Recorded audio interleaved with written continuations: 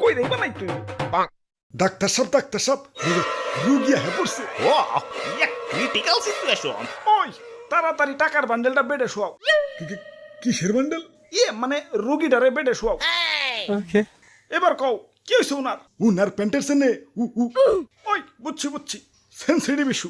খারাও কয়টা টেস্ট লিখে দিতাছি, টেস্ট গুলা করে নিয়ে হো। আবার টেস্ট কেন? চেনে আটকাইলে কি টেস্ট করাইতে হয়?